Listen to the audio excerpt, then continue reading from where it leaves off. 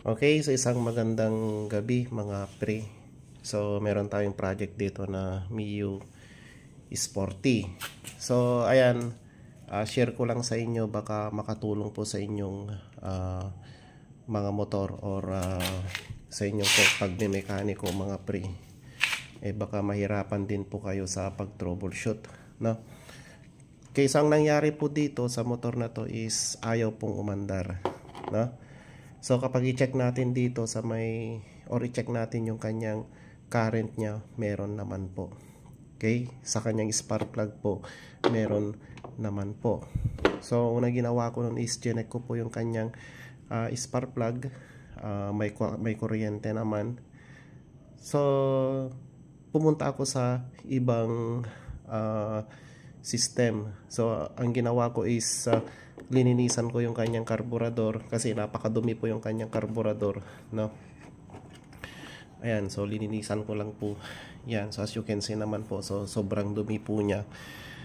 And then after that, nung nalinisan ko na, ayaw pa rin umandar.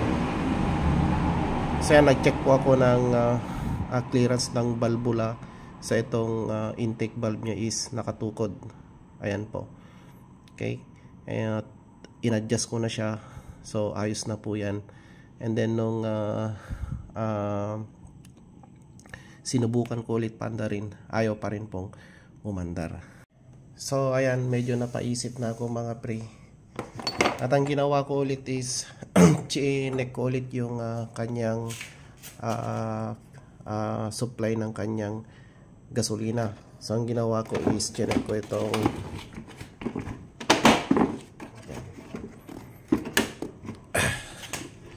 baba natin. Okay, yan. So chinek ko itong kanyang supply dito sa papuntang carburetor, no? So goods naman siya.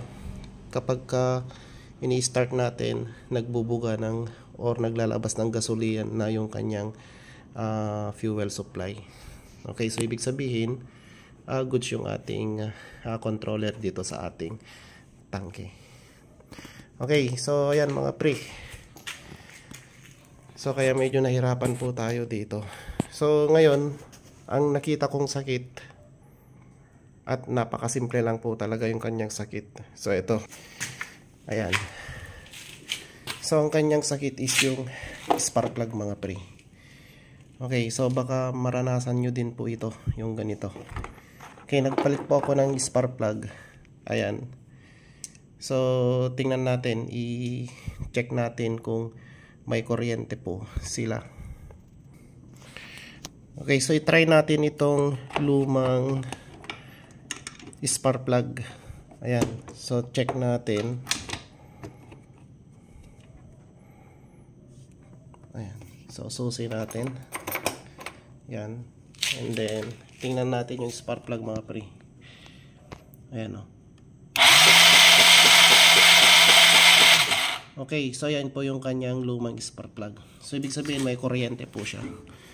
Kaya hindi ko ito pinaghinalaan po nung una. Ayan, start po natin. Ayun o. Okay, check natin yung bagong spark plug. So ito po yung bagong spark plug. Ayan.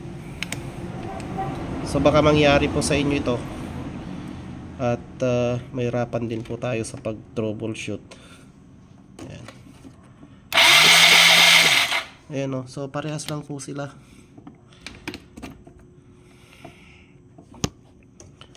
Ayan. Patayin natin yung ilaw. Ayan. So yun po yung bago. Ayan po yung bago. Ayan o. Ayan. Okay. Ayan, ito yung bago, ilagay natin yung luma.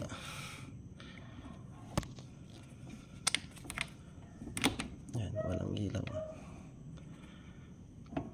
Ayan, start natin.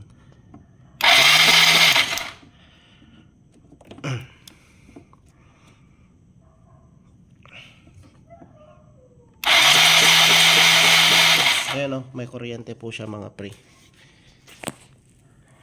Okay, so Baka mangyari po sa inyo ito. So ilagay muna natin itong luma. Yun po yung muna yung i-install po natin. Ayan. So hindi ko na lang po ikakat yung video para ayan.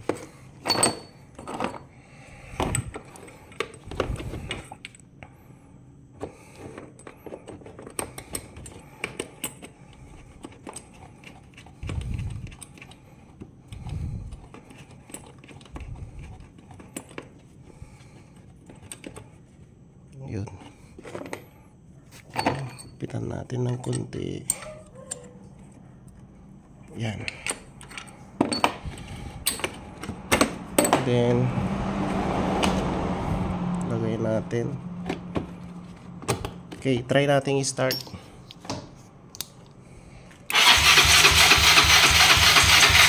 Ayan o. Ayaw niyang mag-start mga pre.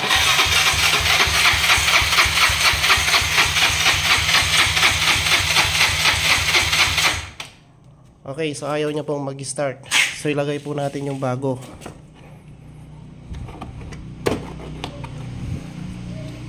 Yan. Ilagay po natin yung bago. So hindi po natin ikakat yung video.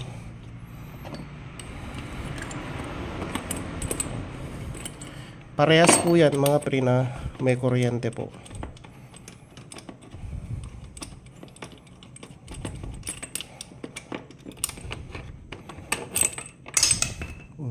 Hulog. Okay, so ito na po yung luma. Ilagay po natin itong bago. So ito po yung bago.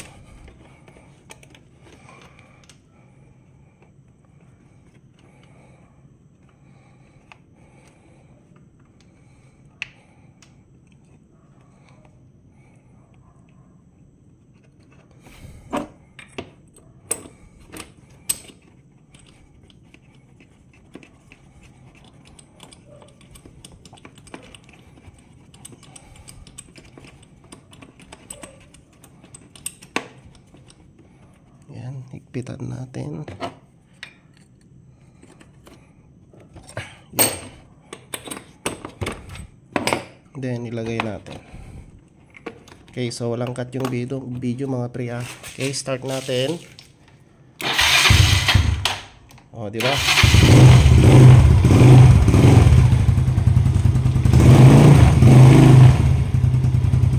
Okay, so yun, doon ako nalito mga pre. So parehas po silang may kuryente. Parehas po yung spark po nila dito at saka yung bago po. Pero ito po ayaw umandar. Parehas din po sila ng gap. So yan, may gap po siya mga pre. Ayan. So ayan, sana makatulong po sa inyo. Okay, so please like, share and subscribe po. Peace.